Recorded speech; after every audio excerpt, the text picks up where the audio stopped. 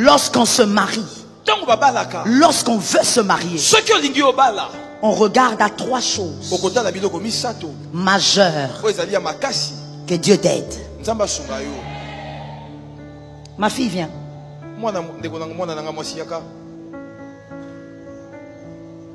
Regardez. Viens. Viens jusque là. Merci. Lorsque il y a une femme, je commence par les hommes, hein, parce que vous avez été créé en premier, c'est toujours vous qui créez des problèmes aux gens. Lorsque vous êtes un homme, il y a une femme que vous voyez. Au fait, vous vous approchez pour proposer à cette femme quelque chose parce que Rachel vous a attiré. L'atout de Rachel, c'est quoi? C'est la beauté. Vous vous approchez d'abord auprès d'une femme parce qu'elle est belle. Et quand vous arrivez auprès d'elle, la deuxième chose essentielle à regarder, c'est son caractère. Comment vous allez le regarder? En l'écoutant parler, en la regardant vivre. C'est la deuxième chose à faire.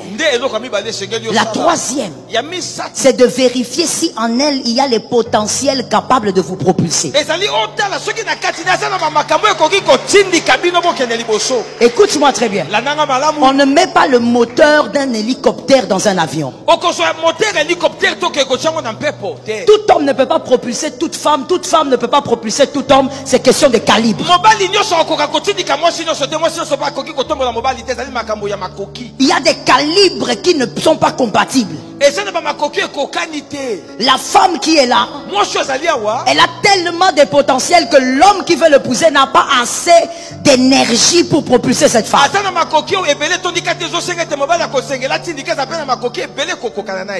Ça peut être un homme intelligent, mais un homme complexé. C'est-à-dire que lui, face à cette femme qui a beaucoup de potentiel, il se sent déjà complexé.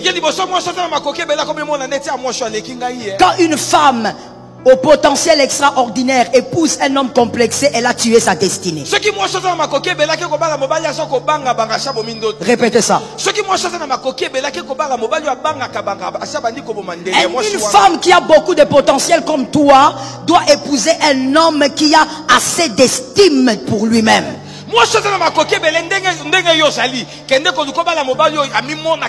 Même si tu montes en promotion, cet homme se sent chef.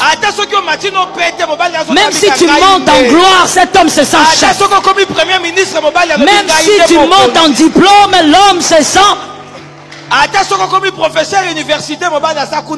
C'est pas un homme là qui est complexé comme ça là.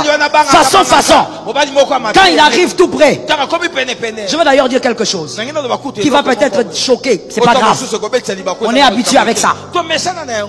Il y a des hommes qui disent attention avec la femme qui a un doctorat. Elle est médecin. Les hommes qui disent ça, ce sont les petits hommes. Aux petits esprits, aux petites pensées. Un homme au grand esprit, même si tu as 40 diplômes, lui il est ton chef et tout va bien. Il ne te gère pas dans les complexes. Qu'est-ce que tu penses? Qu'est-ce que tu penses? Vous savez, quand vous entendez un homme marié répéter à sa femme, qu'est-ce que tu penses?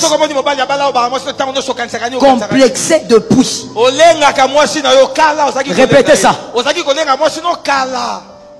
Voilà pourquoi je disais, c'est question de compatibilité aussi. Lorsque vous approchez cette femme, est-ce qu'elle a les capacités aussi de vous propulser? Une femme peut être belle, éloquente, même intelligente, mais sans avoir assez d'énergie pour propulser un homme. Vous devez vérifier, vous épousez qui, my God? C'est pour toute la vie. Si vous aurez 60 ans de mariage, c'est pour toute la vie. Si tu épouses Rachel, tu t'approches, que tu constates qu'elle est belle, mais en elle, il n'y a pas les capacités pour te propulser. Restez amis. Ça tombe sur toi, ma fille. Restez amis. Moi, je n'ai jamais compris un phénomène. Pourquoi les hommes pensent, surtout les hommes, que si vous entendez bien avec une fille, si vous causez bien avec une fille, c'est qu'elle doit être votre femme. Non. On peut bien causer avec une fille, aimer même sa compagnie. Elle est une personne qui te fait du bien, mais elle n'est pas ta femme. Parce que être femme de quelqu'un, ça dépend de beaucoup de choses. Comment comprendre que Mobutu avait une femme? Oh God.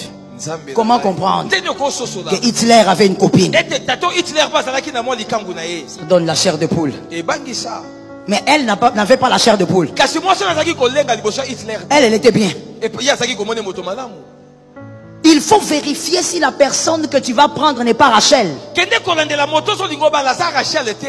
Tu peux prendre une belle carrure mais qui ne croit pas en toi. Vous savez, let me say something. C'est quelque chose d'étrange, mais je vais lancer ça comme ça. Quel homme intelligent m'entende? Vous savez pourquoi lorsque Dieu crée Adam, il crée Isha, et il décide qu'il soit couvert de la gloire de Dieu, mais pas de vêtements. Pas d'autre chose que de la gloire.